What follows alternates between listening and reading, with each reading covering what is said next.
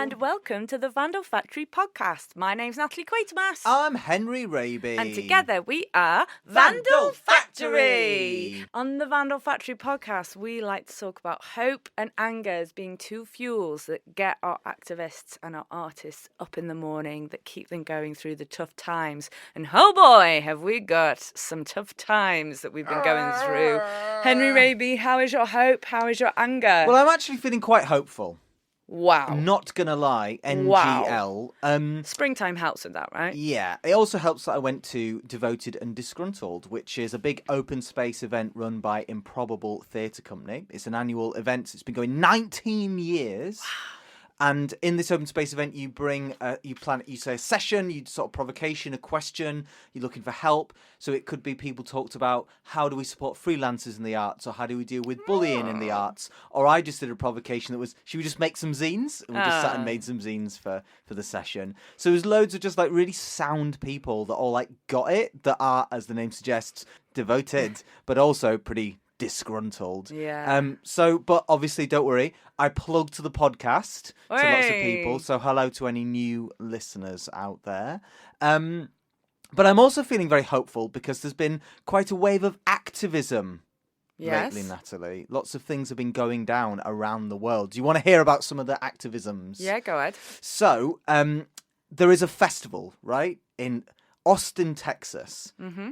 And by all accounts, quite a cool, trendy festival, right? It's called South by Southwest Festival. Oh, yeah. Now, it turns out this festival was being sponsored by the US military and various defense contractors, which have been selling arms to Israel and other regimes around the world. And obviously, the US military used drone strikes and are part of this huge military complex creating a forever war, which... See previous podcast for discussion with... Leeds artist Fold about the Forever War. So a load of artists were like, we are not going to be passive entertainers. We cannot cross this line and perform at this festival. You can't profit from our noise. Mm-hmm. And actually, in doing that, we are complicit. We are taking that money and we are normalising this. So at least over 80 artists have boycotted, pulled out South by Southwest Festival. People have lost a lot of money over it, but ultimately, and you know, some people, this is like a career high to get to perform at this huge festival. It's 300,000 people attend it, but that is the line that in these days, like when the such violence is happening in Gaza under military bombs and drones and snipers, like we cannot be complicit in that, and we have to make a stand as artists. So thank you to all who pulled out. Every single Irish artist pulled out that was going to perform. The UK's Lambrini Girls have pulled out, as well as other writers and speakers. And for me, that's like punk, if you want to distill it down, because I'm a big old punk rocker, as anybody. Well, you're a little punk rocker, aren't you? You're a little nerdy punk rocker. Is about going, how can we build something different? That's what DIY politics and ethos is, and to go, actually, we won't normalise this is really important. Yeah, and I think it's important to point out that, like, it's not always an easy choice. People are making very difficult decisions because they know it's the right thing to do. And all hail to their ships, all wind to their sails. All fuel to their rockets. Yeah, very good, very good. That kind of rocket, not the other kind of rocket that's nice landing rocket on Gaza. Yeah. Sure. There's also been something that's made me very hopeful, closer to home. Well, not quite home because we live in Leeds, but in that London, there's been a huge, amazing guerrilla festival organised by Culture Workers Against Genocide. So on the Saturday, the 16th of March, 2024, they occupied and took over the Barbican in London. So the Barbican have been complicit in censorship of Palestinian artists and speakers, and they filled this space with banners and sounds and PA systems and children colour and babies. Yeah, I like that bit. It was like decorating with solidarity, right? And they had extracts from Ashtar Theatre's Gaza monologues. They read poetry by Rafik Alaria and Hiba Abu Nada, who were killed last year by Israel's siege. They had statements from writers who's experienced censorship. They had a glorious dabka, which is Palestinian dance.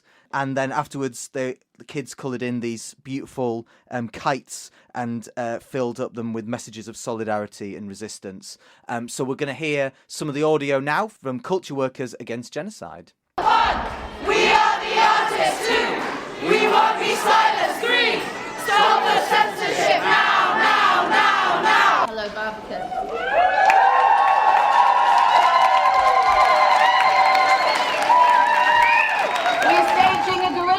Here today to reclaim this space for Palestinian art and culture. The Barbican have been complicit in censoring and silencing the voices of Palestinians and pro-Palestinian allies. Organisers of a talk about Gaza had to find a new venue at short notice after cancellation by the Barbican. Shame! A Palestinian radio producer was warned not to mention Palestine. Shame! This censorship aids the attempted erasure of Palestinian culture, now occurring alongside the genocide committed by the Israeli army. Arts institutions which boast of anti-racism want to remain neutral. Neutrality has become the acceptable mask of liberal racism, and our arts institutions are falling for that. It is not controversial to stand up in the face of a genocide. Thank you.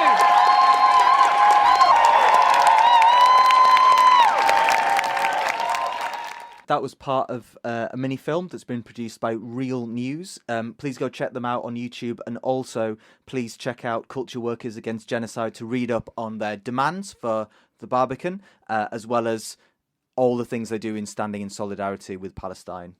So next week, we're going to see a play by one of our favourite theatre companies here in Leeds, Red Ladder, directed by Elvi Piper. This play is called We're Not Going Back, and it's on tour at this very moment, written by Boff Wally. It's first debuted over 10 years ago, and it's a musical about working class women and the miners' strike. I mean, what more could you possibly want from an amazing play out and a night out? 75 minds, 3 sisters, 1 cause, and a 6-pack of Baby Sham. And Henry had a good old chat to Elvi and Chris from Red Ladder. Yeah, throughout this interview, you'll hear songs from the show, and they're featuring the actors Victoria Brazier, Claire Marie Seddon, and Stacey Sampson, plus musician Becky Owen.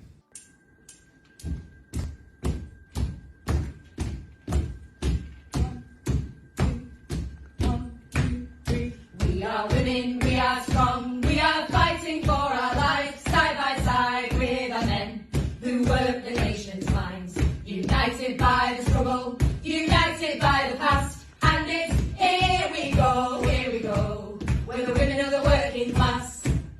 Hi, I'm Elvi Piper. I'm a theatre director based here in wonderful Leeds, and delighted to be here to talk about We're Not Going Back, a revisited production for Red Ladder. Hi, my name's Chris Lloyd. I'm the exec producer for Red Ladder Theatre Company. I have been with the company for 3 months shy of 18 years. And when we were asked whether we would consider restaging the performance, it was joyous, because this is one of my favourite Red Ladder shows in that 18-year period. So yeah, it's great. So We're Not Going Back is the story of 3 sisters in Sheffield, or just outside of Sheffield, in the miners' strike, basically fighting to keep the pits open, basically taking a different standpoint. Each of them are changed by the experience of going through this over this prolonged period of time. So we get to know these 3 sisters as individuals, and we see the impact that striking and being part of that strike has on each of them, but also where they are at the end of it. And for something that might be thought of as having a sort of very specifically historical moment attached to it, which, you know, is the Thatcher strikes, like, actually it feels scarily relevant today with striking workers and the cost of living crisis, and just thinking about the impact on people's lives that the government has, and how people get forgotten and happily swept to one side when they aren't the priority. So it's something that is a beautiful sort of snapshot of the experience of women at this moment. And then it's also something that feels eerily relevant today, that I think there's lots to be sort of drawn from and reflected on right now. So I'm really thrilled to be reimagining this show. There are lots of people that worked on this production originally who have come back. So I feel like I'm the newbie in this mix. We've got the whole original cast from 10 years ago returning, which is really exciting. But my approach was to treat this not as a remounted version of a production that has already existed, but to think of it as a production right now and how we would approach it. Because theatre changes so quickly and it's responsive and it's a reflection of the world as it is. So to do things as we did them 10 years ago feels like completely in the opposite vein of what this production is about, which is about activism and protest and people being heard and understood. And so it feels like we have to make that feel relevant for now. I'm a different director. It was the brilliant Rod Dixon who directed it originally. And every director comes at things slightly differently. So it would be silly for me to sort of try and emulate someone else's process, I always think. So for me, the backbone of this show is the music. It is incredible. It has got these beautiful songs all the way through, all sung live. And I think if we crack that nut as this amazing spine of the show, then all the narrative scenes sort of hang off these songs for me. To the lads on strike, to cast and women against pit closures. Sing out the old, ring in the new. Tell me of the miners, bold and true. Sing out the old, ring out the ring in the new. Tell me of the miners, bold and true. Sing out the ring in the new. Tell me of the miners, bold and true. So we'll very much be starting with the music. It's also the thing that takes a lot of time to bed into our heads and our bodies as performers and creatives. So giving that the time and space it needs. And then I've got the beautiful gift of having so many of the creatives who have worked on it previously back in the room. So probably on this occasion, we won't need to spend as much time delving into the backstories and histories of this piece, because actually there's a wealth of knowledge in the room already, which is such a treat for me. In that time, in 10 years, audiences' experiences of live art have changed. So I'm always aware that it's rare these days I'll go and see a show that has two halves and an interval, and this show does. So thinking about the pacing and the attention of our audiences, of the Netflix generation, as everyone calls us, and how we keep it exciting and paced in a way that is suitable for current audiences. But also it's a show that's going from the City Varieties Theatre in Leeds to working men's clubs and miners' institutes. So it's really important that there's a flexibility in how we stage it. So that's something that I find I do more and more of as a director. And I kind of love it as a challenge that you have to put on the same quality work no matter where it is. And it has to belong in all those spaces. So I think that's the difference this time round, is it's got to be something that can pop up in lots of different spaces and feel like it belongs in all of them. If you should go down to Sheffield City Hall, you'll be coming back red, or not coming back at all. Red City, it's a separatist state. Everybody gets cheaper buses on the rates, and all the old rules, they're up for debate in Red City.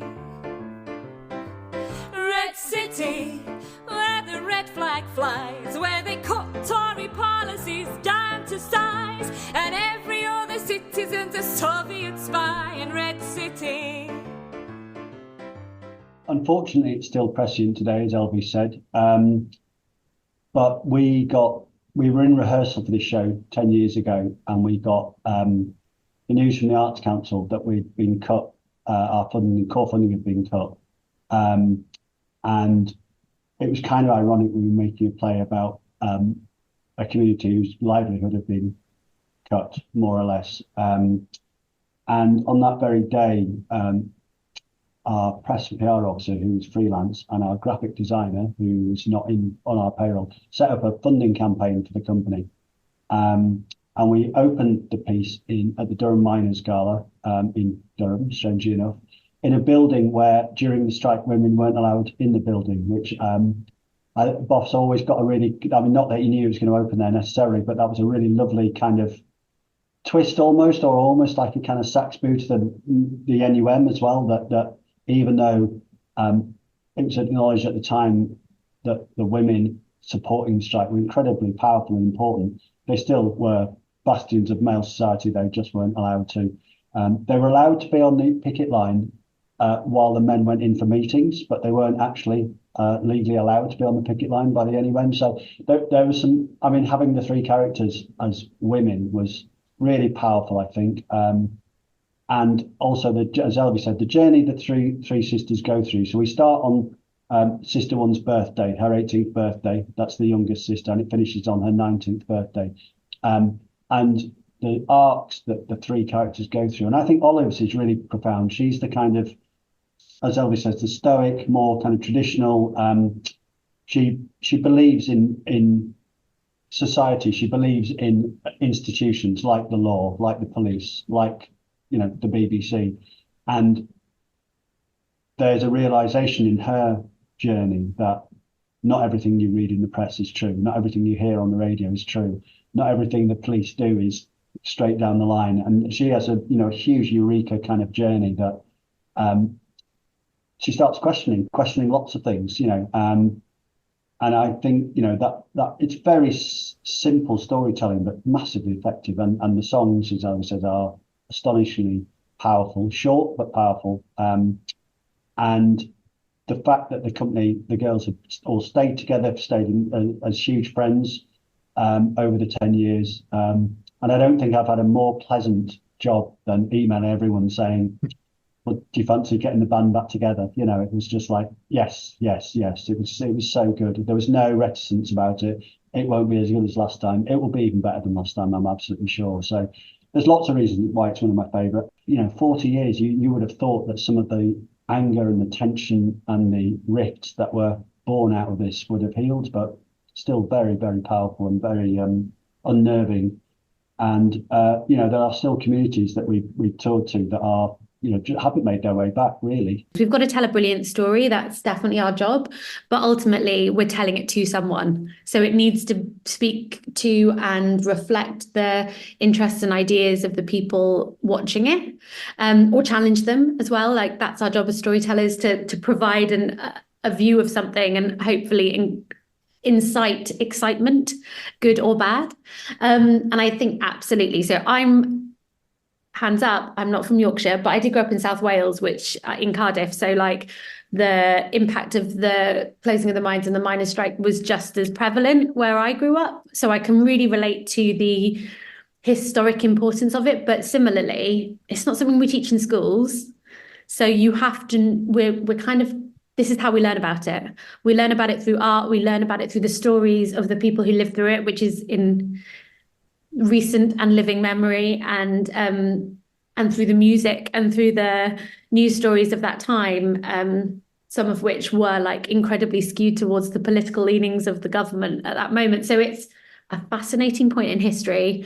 It's so important to where we are right now here in Yorkshire, and beyond. And it's something that will continue to have an impact and on where we live for such a long time. We spend a year with these characters, and we see their worlds shift wildly, not only because of what is happening politically and around them, but their own individual experiences of the strike and of the closure, and where they all sort of end up at the end is different. We are all changed by the experience we go through. We've got Olive, Mary and Isabel, who are our three sisters, and there is that sort of Chekhovian idea that they all come from this like specific, very almost stereotypical standpoint, we've got Isabel, the young, rebellious teenager, just on the cusp of adulthood. We've got Mary, who's a little bit more of a rebel. And then we've got Olive, who's quite stoic and old school. And actually, the joy is watching the streams of their lives cross and intersect as they find out different things about themselves, as they grow, as they learn. There's so much to learn about what happened then through their experiences. And we have a fourth character on stage, who is our musical arranger, Becky Owen, who plays the music live and also is part of the action, almost the every woman, the person, all those other characters that we don't get a chance to fully delve into, but we acknowledge that there's this huge wealth of female experience happening in and around these three characters as well. So I think if you don't know anything about the historical context of this story, there's loads to find and learn in it. I know I have. But also, it's a really just joyful piece of storytelling about three characters, if that's what you're looking for too, filled with absolutely incredible music by Boff. So what's not to love? Because Unite have been so amazing at supporting this second time around as well as the first time, I mean, they deserve a big shout out for this. But there's two set pieces. So we're doing some touring in March, which we open on International Women's Day, which is great.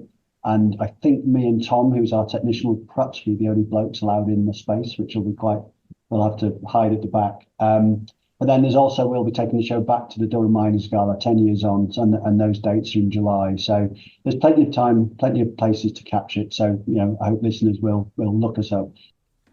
Well, fair play to him. Absolutely. Normal service will not be resuming. Just when we thought we knew the rules that ran the game, we found a world of change where nothing stays the same.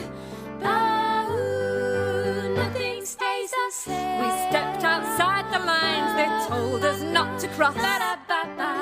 Instead of keeping quiet, we all sang bollocks to the boss. And what we knew by heart, it all got rearranged. What was neat and normal ends up backwards round and upside down and strange. Everything's changed. Everything's changed. Everything's changed. Eddie's in the kitchen, cooking something new. Eddie's not for doing all the things that Eddie used to do. The cordon bleu, everything's changed. Bouillabaisse stew, everything's changed. Chocolate fondue, everything's changed. Tiramisu, everything's changed. Everything's changed.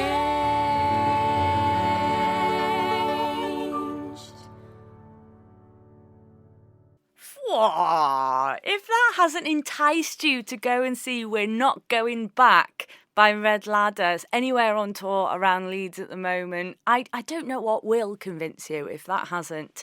Oh, that's made me feel all warm, and I'm going next Friday, so I'm excited. Well, speaking of hope and solidarity and not going back and female spaces, Natalie, you felt quite renewed lately. It's been International Women's Day. What have you been up to?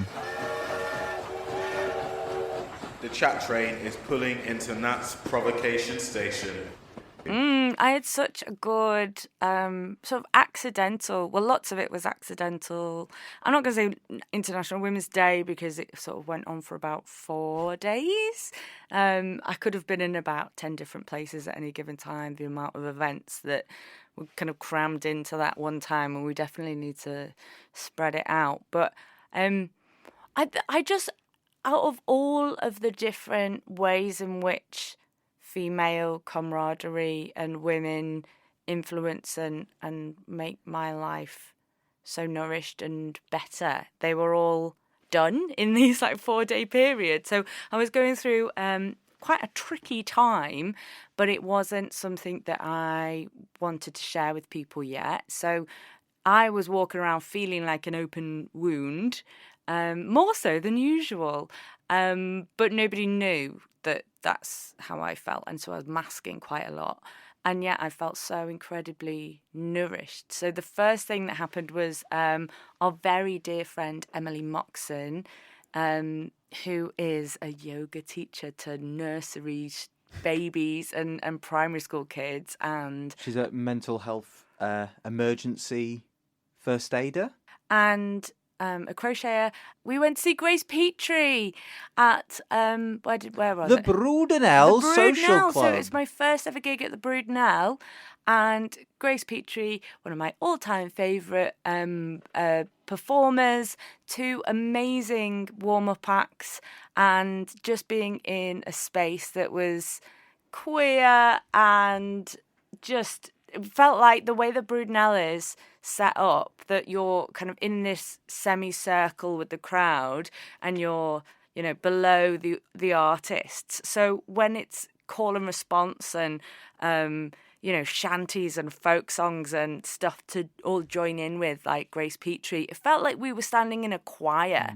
And that, and I definitely wanted, when I found out you couldn't go, I was like, who do I go with who's going to enjoy it as much as I do? And Emily Moxon was that person, just to dance and cry and then laugh and sing and feel powerful and moved as always by Grace Petrie being on fire, and with a big band this time as well. She was on with like 6 other performers.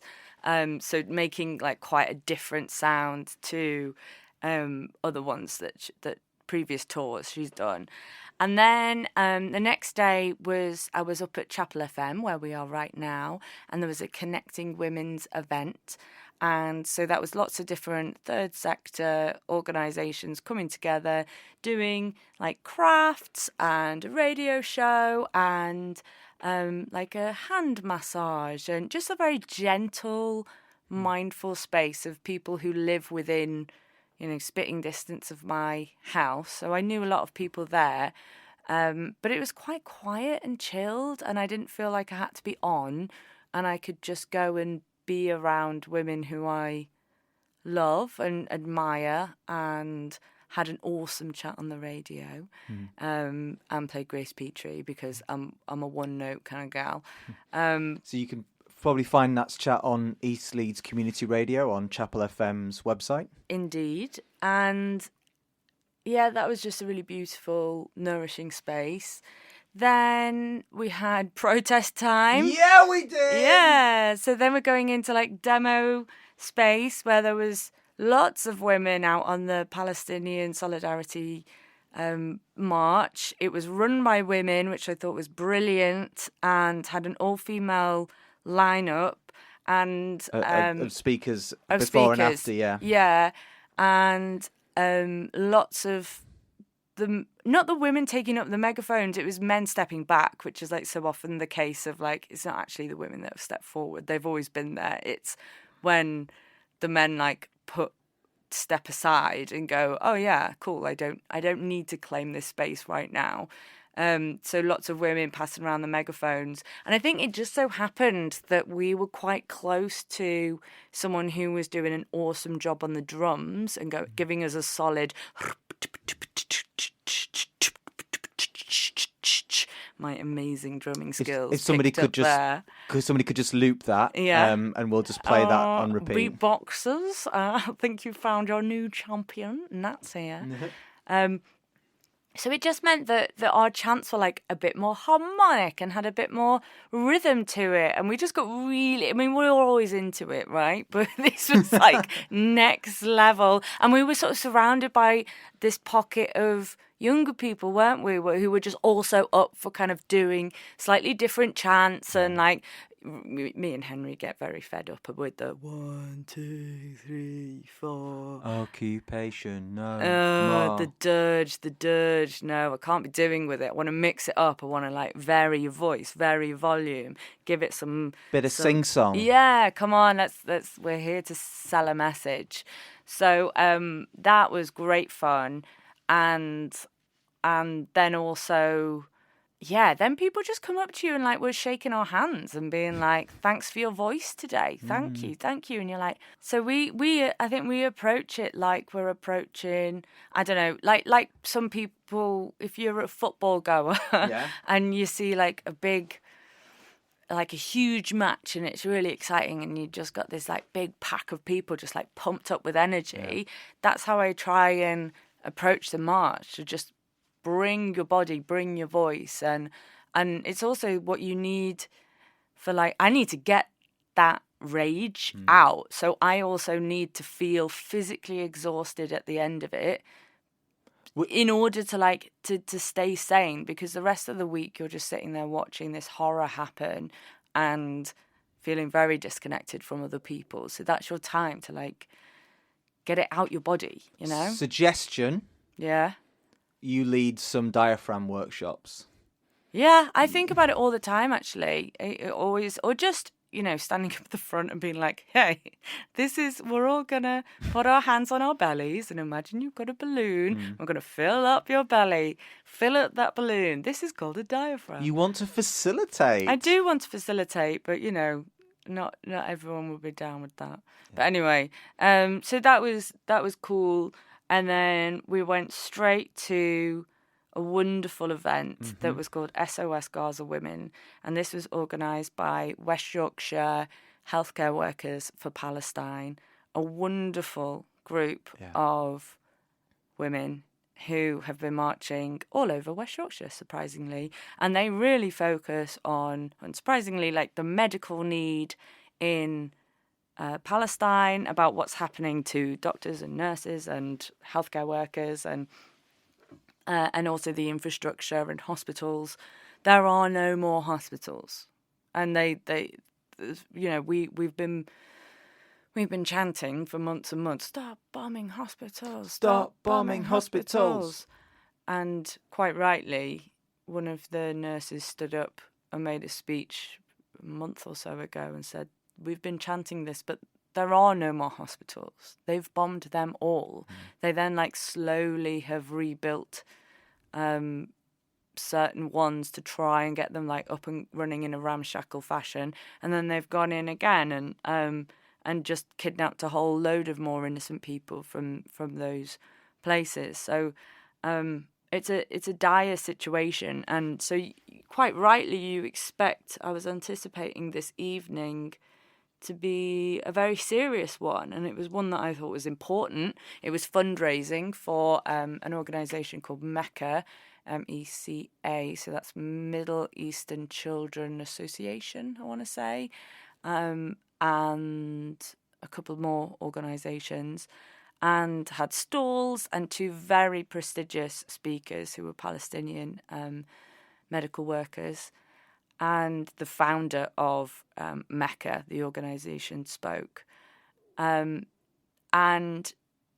yeah, as I was saying, I was anticipating these to be important, serious evening. I'm not anticipating them to be a joy and a delight, and they are. It was, and that's partly because of the good humour and the strength of solidarity that comes from working with such amazing people, and the generosity and what happens when you are put to work, you know, whether that work is like, you know, everyone needs a purpose, don't they? So when you're busy and you've got this action, then come with it is a good feeling. And we're like, we're not alone. We're standing together. So the main speaker, Dr. Mona El-Farah, was so wise and warm. And she's from Gaza. She was there at the very beginning of this particular wave of violence in October, and then has come over to Britain. Over 100 of her relatives have been killed, and yet she is telling stories with good humour and wisdom and urgency. If you looked up the word gusto in the dictionary, there'd be a picture of Dr. Mona. Like, what a figure of strength. Yeah, and female strength as well. I'm struggling to find words, but you know what? There's so much that she said that just rang. It's still ringing round in my head, and I think, God, if I can have the humanity that you've got in your little finger, then I'm doing all right.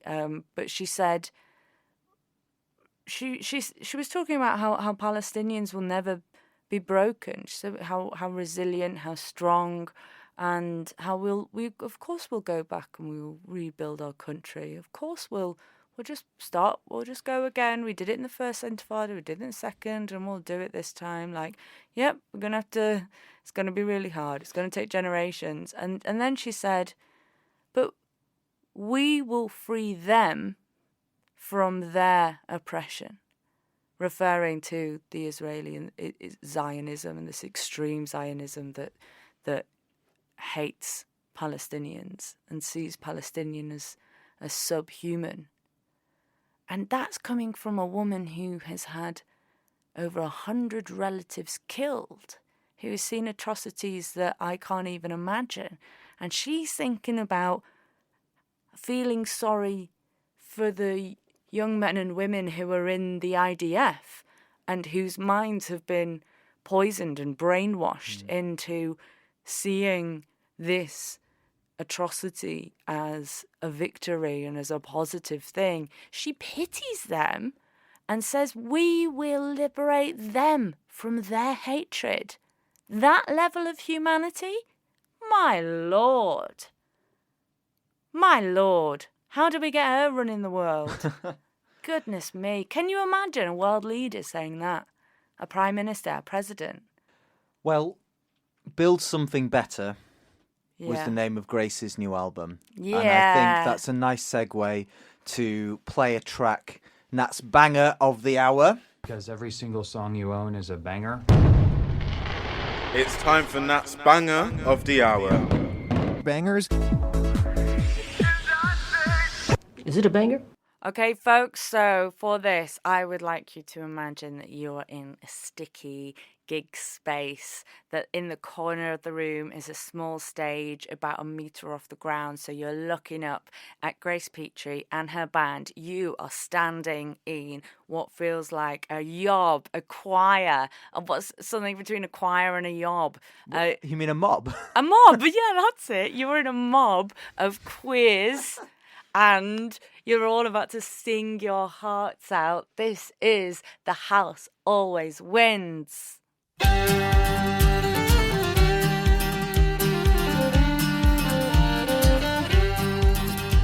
first thing they teach you eating is to recognise a mark.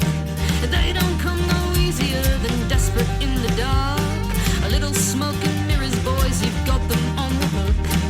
Blaming other folks for what you took. Biggest conman came when we were looking down a hill. A land of milk and honey, boys, and oven-ready deal.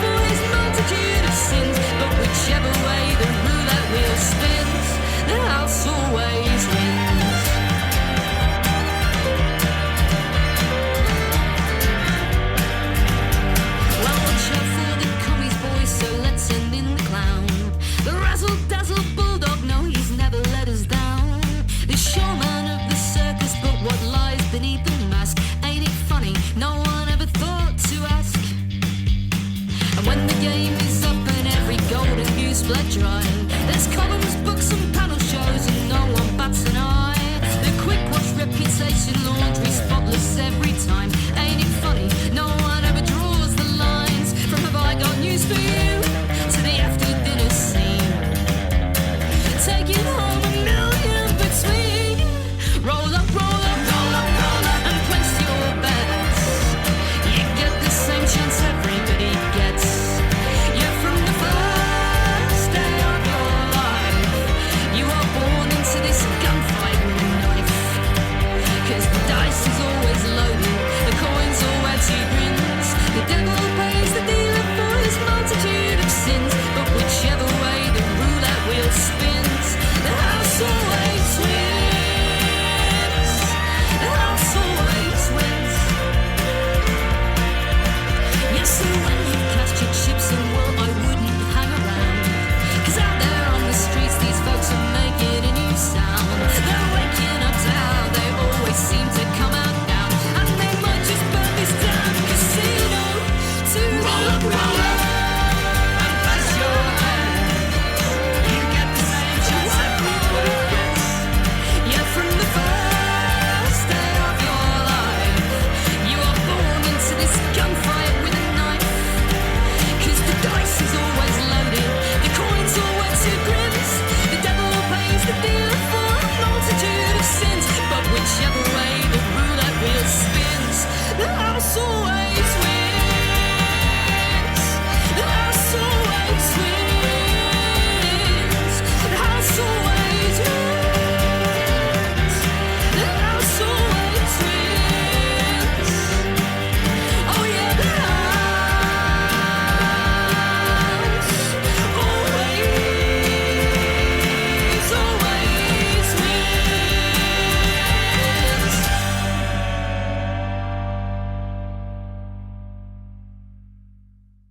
Well, I am absolutely gutted with a capital G that I missed Grace Petrie with a capital G's set. And you might be wondering, Henry, why didn't you go along and sing your little heart out at this gig? That's because I was invited to perform another gig. And so it is time for Henry Does His Own Thing. Wait, Henry, you said something interesting before. For the first time ever. Whoa! Oh my goodness. He's doing his own thing! So I was asked to come and perform at a fundraiser for Medical Aid for Palestine in York, my hometown, at the Crescent, which is an absolutely proper banging venue. I did some poetry alongside Izzy Britton and Minal Sukumar, and I did this brand new poem, which I've never performed before. It's still being worked with and toyed with and played with and experimented with. I don't think it even has a name, but I'm just going to play the audio from that gig, and I hope you enjoy. Amal finishes writing Free Gaza on the window condensation in uppercase. Hops off the bus at the station, tense like tortured lightning, questing for her first ever demonstration. This is uppercase exciting. She thinks about her upcoming detention for decorating the canteen with Palestine stickers and how when she was confronted by Mr. Robbins, head of year, she rallied against the stifling of political voices within the school's walls, like there was something burning inside her. And when Mr. Robbins, head of year, told her that this activism was nothing less than a childish whine, she flashed the V sign. Victory. Amal can feel the thumping chants before she rounds the corner, skips a little bit faster so she doesn't miss a rhyme, and everyone is here, from the road to Queen's Hotel, I have to say, like, I'm originally from York, but now I live in Leeds. So this poem, what I'll do is, even though this poem references Leeds Art Gallery in Millennium Square, I'll change the words to be York related, so you don't feel left out, right? And everyone is here, from the Museum Gardens to St. Helens Square. Ah, that's relatable, I've been there. Ripping off the paths like something's gonna tear. The streets stretch at the seams, overflowing reds and white dance with the blacks and greens. Heart and demo swell, and they all chant for a ceasefire, for peace and justice. Muslims, Jews, Christians, and those with faith in just us. And the onlookers clapping, clapping, clapping. Now, fair play. This march can be scary, because there's face paint and blow-up watermelons and little keffiyeh scarves on little licky dogs, and someone hands Amal a megaphone, and then it really kicks off. The extremism on display is a teenager with something urgent to say. If you want to shout above the bombs and sniper shots and drones, you hand a young person a megaphone. And she imagines everyone is here, the displaced bathed in sunlight from their cells, the families united at last across borders, the sea of keys clenched into fists, the children giggling, and the theatre at the circus. Between chants is the pluck of an oud, the prayer of thanks, the clump of a horse, the taste of olives, the fine texture of a dress, the pressure of gauze. And the jeering from blunt blokes is drowned out by applause. They parade past the lineup of red-handed rich who reap what they sowed, the arms dealers dripping in blood down the headrow. All right, let's change that to Lord Mayor's Walk. CEOs who made a killing from settlements hold their heads low, next to politicians wibbling without spines, and the trolls and the media and bot farms who lied, and the military who repent their choices, haunted by white flags and pleading voices. And Amal marches, briefly thinks about Monday morning, and hope is grown to blaze like a flicker, and she's already planning where to place the next wave of Palestinian stickers. Thank you.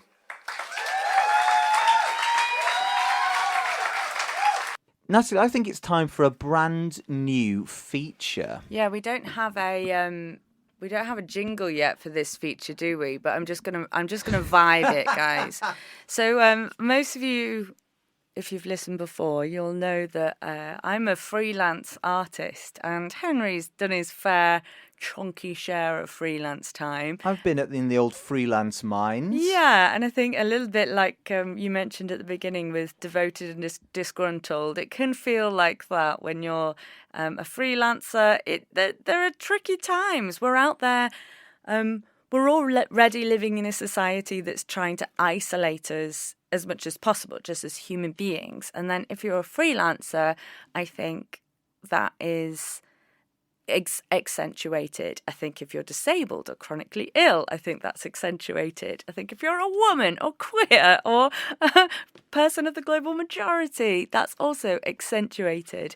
So anyway, I thought it might be a good idea if we do a shout out to all the freelancers and just start having a chat about what your freelance experience is. I think there's some proper poor practice going on in the arts and the way that the arts industry treats freelancers, and it's worth us doing our bit to talk about it. And maybe at the very least, some freelancers who are listening might feel that they're not alone. At very most, we start the revolution, we collect all the audio, we put it to the Arts Council, and we all got a pay raise. Whee! Obviously, everyone also, P.S., join a union. Oh, I was about to improv a jingle, wasn't I? The Freelance Feeling Factory. Come on into Freelance Feeling Factory. Come on in, open the door. Come on into the Freelance Feeling Factory. Do do do do do. How's that?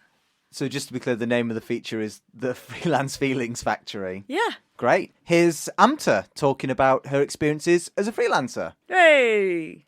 Hi, I'm Amtatul Wahid and I'm a freelance producer and artist. The best part is the freedom that you get, the freedom to negotiate your pay and the freedom to take part in different projects and you're not tied down to one thing.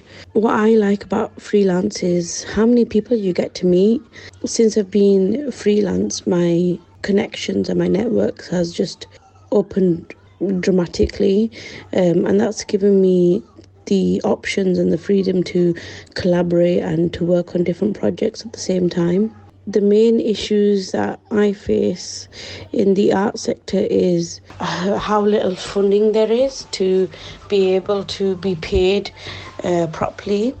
And an arts union living wage. The daily rate for a facilitator or a workshop, lead is up to £250 to £300. That isn't possible. So there is sometimes, you have to kind of just give, because you want to be flexible and you want to work with people. So to be able to work on certain projects, you just have to kind of give. I always advocate for living wages for freelance people. And I guess as well, a lot of organisations or third sector organisations that don't work within the creative industry don't know the rate of pay for artists. But the Arts Union rate of pay website is such a great tool to kind of use as a reference. I'm a big advocate for making sure freelance artists and early career artists do know their rights and their rate of pay. I guess the government and local governments, like your local council, they need to really understand the need for creative work. If you want a project to go ahead and you also want freelancers or artists to be paid correctly, maybe not putting too many ideas into one funding bid. Less is more, I guess. That ensures that artists get paid properly and fairly. It's not overwhelming for artists or producers or whoever is taking part in the project. I also feel like things that needs to change is within institutions. So when artists are leaving an educational institution, that they are given the information, proper information about how to set themselves up as artists when they leave university, what the rate of pay is, kind of the professional kind of tools and skills that they'll need to become a freelancer after they leave. Because I feel like they are people that leave university, they may be young and they may be anxious about starting as a freelancer, and then that will kind of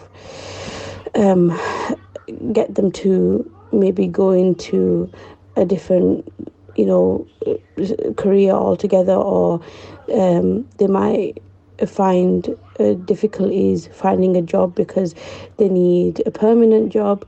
But freelancing is such a great thing, kind of starting it up. But if they're given the right information, tools and skills in institutions, maybe that can change, and we can see a lot. We'll be able to see a diverse range of people that are creative or artist freelance. So if you want to get in touch and send us a bit of audio about your experiences or a story or what you think needs to change in the arts sector for freelancers, you can email us vandalfactorytheatre@gmail.com. So it's time for another interview. We chatted to Clara and Flora, who are part of Música por la Ciencia, which translates as Music for Science. They are both originally from Argentina. They talk how they collaborated with scientists, as well as the struggles they faced with the new hard-right government taking power in Argentina. My name is Florencia. A lot of people call me Flora here in the UK. And together with Clara, we have collaborated for many years since high school. And I have veered more into the education and technology part of it. During the last years as well, since 2020, like you guys, we started with a new project together called Music for Science, trying to create conversations and especially audiovisual productions related to putting people from different disciplines together into sharing what they do. And also we wanted to kind of start exploring new ways of creating collaborative works and helping communities as well to interact. Okay, I'm Clara. We come from Argentina, from Córdoba. So when we started with this project, Music for Science, it was like the possibility of bringing together all these points of view to know the creative process of the scientist world. I had curiosity about the scientist world until the pandemic. And in the pandemic, what made me curiosity was the creative process of the scientists, how the scientists were changing and transforming their tools, to bring them to this new context, to bring solutions. And somehow we were doing the same thing with the music.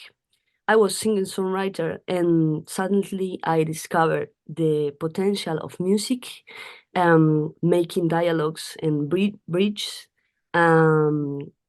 between this creative process.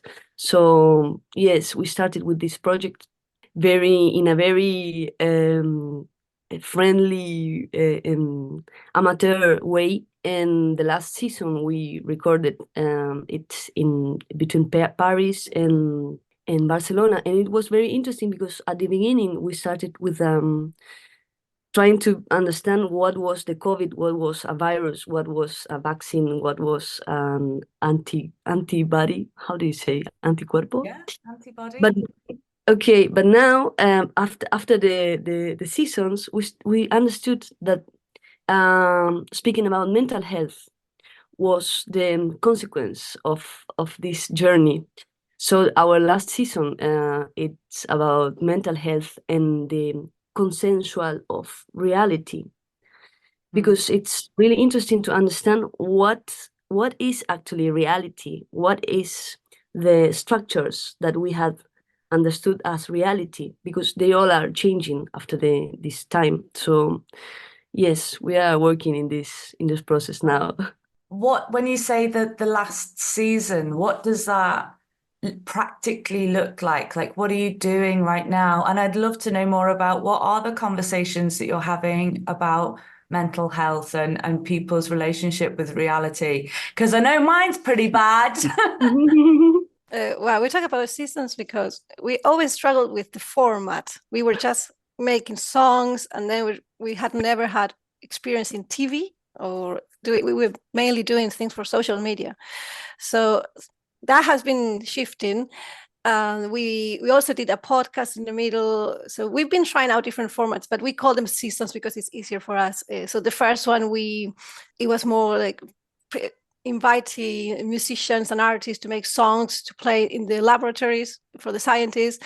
Then we invited musicians into the lab. That was the second one. Then we invited scientists into the music studio. So we've been trying different formats.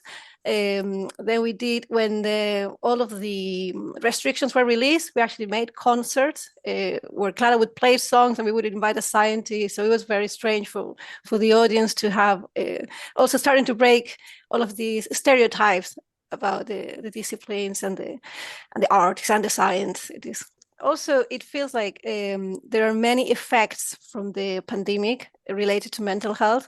But also last year was particularly very stressful year for Argentina. And although we've been recording in Argentina and outside abroad, I think we are a very stressed society in many ways. And that's something that really compels us. And we come from there. We need to speak these things and try to work them out, at least through art, which is what we do. Any music, Clara, any of your pieces or any music that's come out of the project or anything that's inspired, what would you like us to play on the podcast? I would play Mapa Tesoro. Is one of the songs that we made in the first season. It's a very beautiful song from a singer-songwriter from Uruguay called Nico Ibarburu, and it's a very beautiful song. So I would choose this one.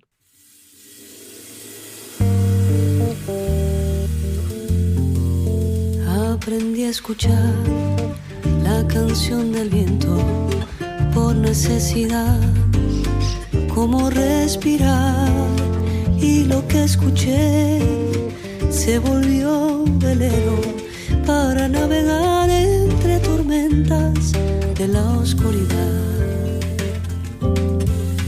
Hay que perdonar, y es por uno mismo, no hay por qué cargar penas de alguien más, y lo que solté se volvió más mío.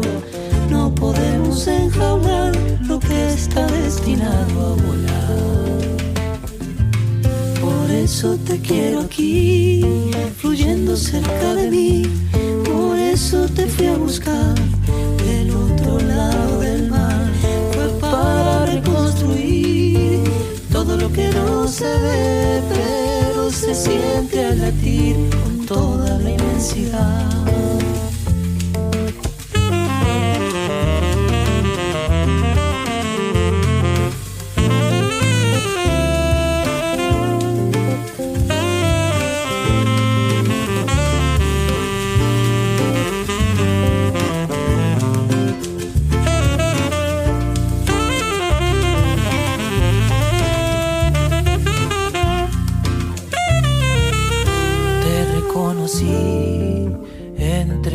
tanta gente y te oí reír, ebria de ilusión, y lo que soñé se volvió camino que se unió en el trino cristalino de un mismo cantar. Supe naufragar construyendo un barco, aprendí a rezar perdido en el mar, y el mapa que encontré se volvió tesoro, se fundió en el oro de los ojos que te vieron crecer. Por eso te quiero aquí, fluyendo cerca de mí, por eso te fui a buscar del otro lado del mar. Fue para reconstruir todo lo que no se ve, pero se siente al latir con toda la inmensidad.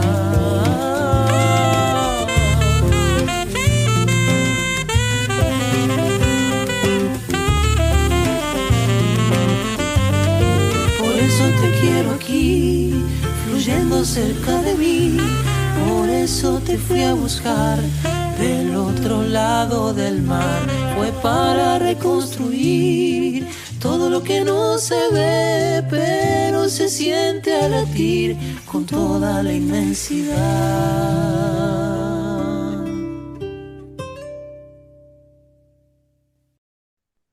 For anyone listening who might not know why it's been particularly stressful in Argentina in the last year, can you give us a little bit of an insight as to what's going on?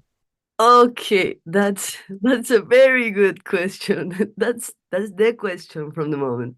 Argentina, as Latin America, but especially Argentina, has a very particular political and society process.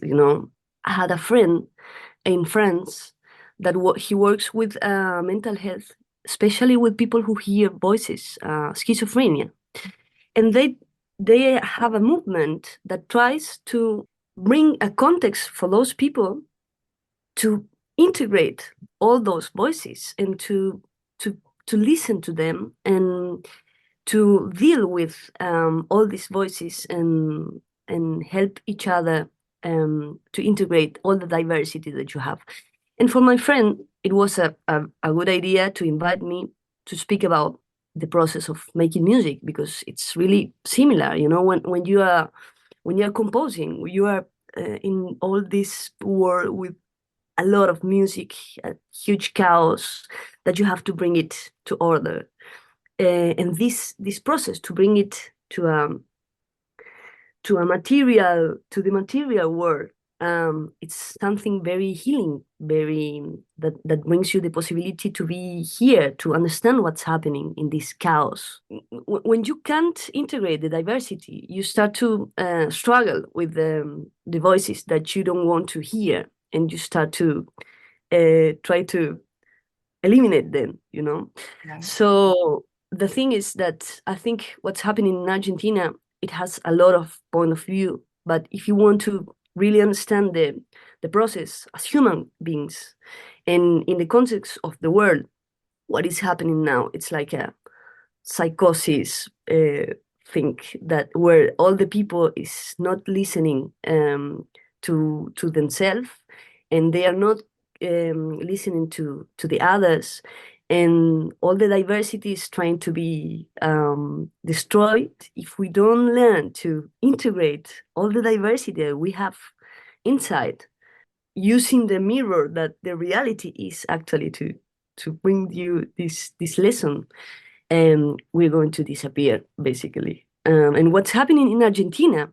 the whole system, it's disappearing, all the structures that we knew. We have to develop new ways of thinking about health, thinking about education, thinking about art, thinking about science. All those systems are disappearing right now. They are not supported from the state anymore. In just 2 months, it disappeared. So we are, as Argentinian, we are part of this process, and even though we are not there, we are watching at this movie as as if it were science fiction, you know. We were a bit on denial. I came at least here back to the UK in August. You came in October, before the elections, and we never expected this to happen. We were one of those inside our progressive bubble, let's say, because we have to be honest, sometimes you end up in this echo chamber, and it is a real thing with all of our artist friends. And well, this is not going to happen in Argentina. We're not going to get the far right. And when it happens, it's just something that sweeps everything. And we have to also mention, in all of this chaos and all of these voices, having us a project which is about communication, it makes us wonder, like, what can we say? Because we don't want to keep on bombarding. We don't want to be part of this chaos. We just want to contribute something. So it's like we have to use our energy really to keep on doing new things and trying to rethink what's going on, instead of just, I don't know, we are really at the point of choosing our battles at the moment. Understanding that we are actually going through a process of transformation from the whole way to perceive the reality that we have had. At the same time, all what is happening with AI and with the over information that we are having makes us wonder what kind of content we have to, or we want to develop, we want to share. And naturally is the context of our journey that we have made. I think, like so much when we talk about whether it's the simple case of funding, but it's about resources, it's about what you want from society, what you want from your communities. And I think so often it's so competitive that as artists, we want to hold on to the music venues, we want to hold on to the theatre spaces, and scientists are probably thinking we want to hold on to the laboratories and the research and the training. And yeah, it's so important that there is that dialogue between different forms of being creative, whether that's research and discovery of the sciences or music. Yes, the art, and then you have the industry of entertainment. Those are two very different things. And it's the same thing with the health, it's the same thing with the meals, it's the same thing with science. I think the real challenge is to understand that we have to develop new ways of creating the knowledge, of creating culture, of developing educational structures. The thing is that it's so hard because we have so many years of these structures of competitive ways. So right from the beginning, talking with scientists, we saw that, well, we shared the same problem about funding. That was, besides sharing and also realizing that the worlds are much more connected. There are plenty of scientists that are artists, and there are many artists that do science in many ways. I mean, it's much more connected really than sometimes what we tend to separate. But the funding issue was something that right from the beginning, we realized it's a problem everywhere. Not only funding research, but also funding communities and projects that try to work together with other types of really community and local situations. One of the truest dreams that we have with this project has always been to be able to create a system where we can fund our own project, but at the same time always fund the communities and the people that we are working with. So we've always been very transparent or honest about talking about these things, because it can be a taboo as well within artists to talk about money, but we really think it's about the distribution. There is a lot of money. It's a lot of money out there. It's not well distributed, and that's what we want to always discuss about. And that's why we end up talking about politics, because in a way, what happened in Argentina is that all artists, educators, scientists, that we're all put on the same place of no, we can't fund this because people are starving. It's an ideological thing in a way, in the end, and it's about the distribution of of those resources. And well, that's why like our end goal or end dream, we're working towards that, is to create a system that we can fund what we do, but at the same time always think about those percentages and really impacting communities. And because the word that arts and cultures and scientists do have an impact. If anyone listening wants to learn more about what you're doing or get in touch with you, maybe financially contribute, is there any, how can we learn more and keep in touch with what you're up to? All our project is being made in Spanish, and this is really interesting because usually all the NFTs and the blockchain projects that we have made, they are in English. So for us, it's really important to bring this tool to the Spanish people, to the Spanish speaker community. So we call the project Manuelita, which is a character of a children's song by a very famous singer-songwriter of children's music in Argentina. Manuelita is a turtle. So we use the image of the turtle as like the character that is inviting us to especially inviting the community to join our journey. It's a turtle that goes from Argentina to Paris in the song story. Exactly. So the website is manuelita.musicaporlaciencia.org. Yeah, and Flora, you get a pick as well because there's two of you, so you get twice as many songs as other interviewees. Okay, maybe I could choose Movimiento, which is about a movement and how that is part of us in this journey as well. It's a song by Jorge Drexler that Clara sings.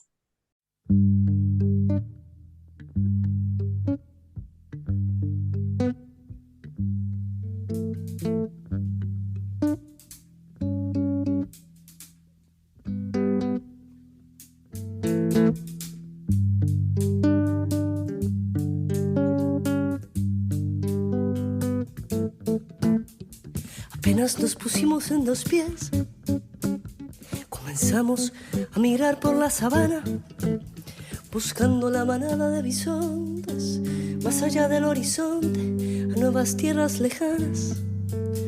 Los niños a la espalda y expectantes, los ojos en alerta, todo oídos, olfateando aquel desconcertante paisaje nuevo, desconocido. Somos una especie en viaje.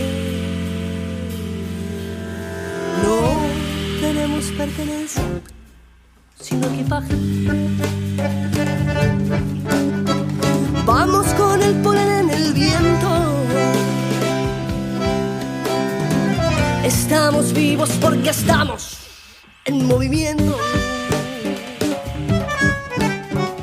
Nunca estamos quietos, somos transhumantes, somos padres, hijos, nietos y bisnietos de inmigrantes. Es más mío lo que sueño que lo que toco. Yo no soy de aquí, pero tú tampoco. Yo no soy de aquí, pero tú tampoco. De ningún lado del todo y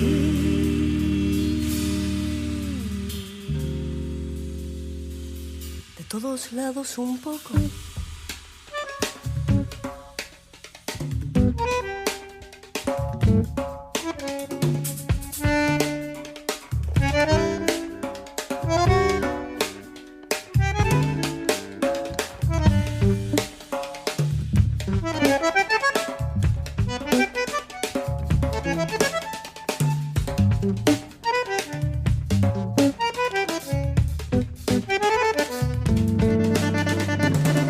Atravesamos desiertos, glaciares, continentes, el mundo entero de extremo a extremo, empecinados, supervivientes.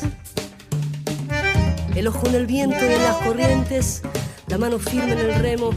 Cargamos con nuestras guerras, nuestras canciones de cuna, nuestro rumbo hecho de versos, de migraciones, de hambruna. Y así ha sido desde siempre, desde el infinito. Fuimos la gota de agua viajando en el meteorito. Cruzamos galaxias, vacíos, milenios. buscábamos oxígeno, encontramos sueños.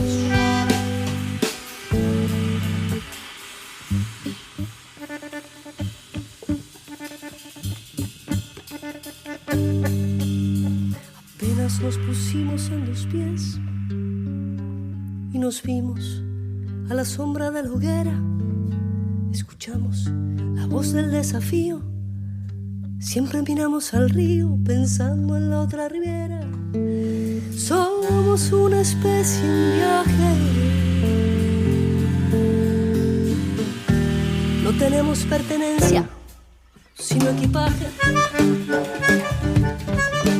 Vamos con el poder en el viento. Estamos vivos porque estamos en movimiento. Nunca estamos quietos, somos trashumantes, somos padres, hijos, nietos y bisnietos de inmigrantes. Es más mío lo que sueño que lo que toco. Yo no soy de aquí, pero tú tampoco. Yo no soy de aquí, pero tú tampoco. De ningún lado del todo.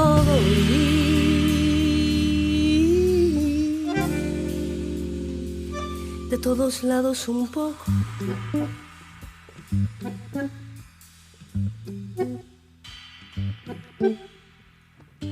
Lo mismo con las canciones, los pájaros, los alfabetos.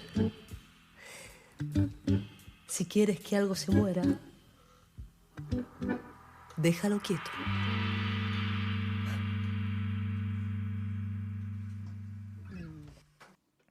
During that track, the accordion is quickly becoming one of my favourite instruments. It sounds so cool and can fit into so many different situations. So it was on that track, sounds awesome. Then the warm-up act for Grace Petrie was Amy Thatcher and Francesca Knowles.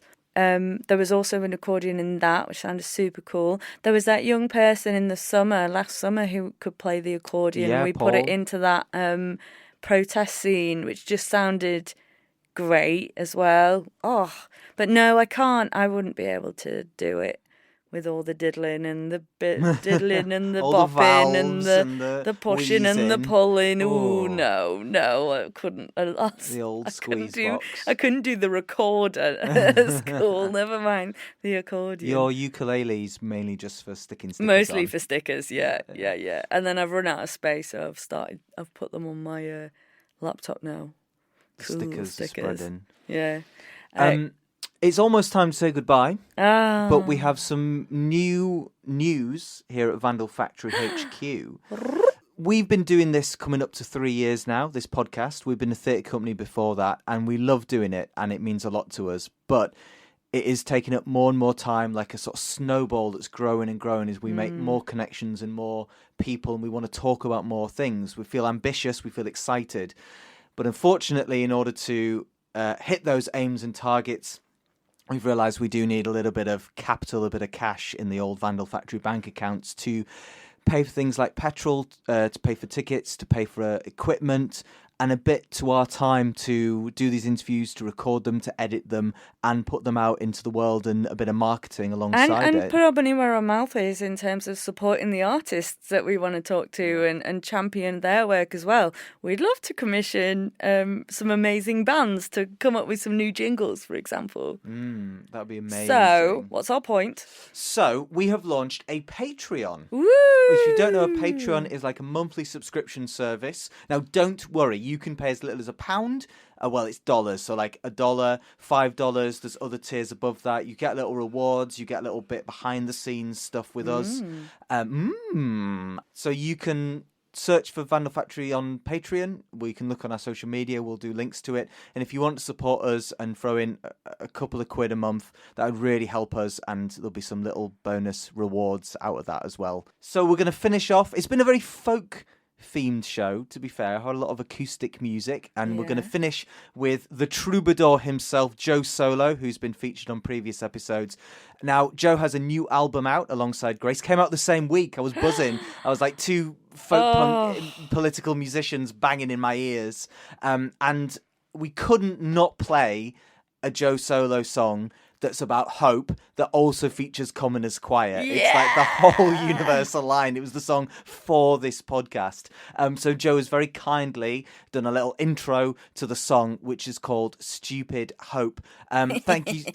Thank you so much for listening to this episode, folks. We love you very much. We've been Vandal Factory. Please like, share, subscribe, listen to previous episodes, and stay angry and stay hopeful. Take care of yourself, folks. Hi there. I'm Joe Solo, and you're about to hear a song called Stupid Hope that I recorded with Commoners Choir from a brand new album, Sledgehammer Songs. It's ironically titled, of course, Hope is the sole reason that we make music, you know. It's the sound of hope, isn't it? You know, we're trying to inspire, we're trying to electrify you, we're trying to cook all your juices so that you switch back on and you're prepared to take the world and face it in a whole new light. You know, music lifts you. That's what it should be for. If it's used for any other purpose, quite frankly, it's a waste of time. But at the current age that we're living through, I think it's more important than ever. We can very easily get sucked into the culture war, which is effectively a very negative experience, you know. It's the constant backwards and forwards, toing and froing of messages of despair, you know.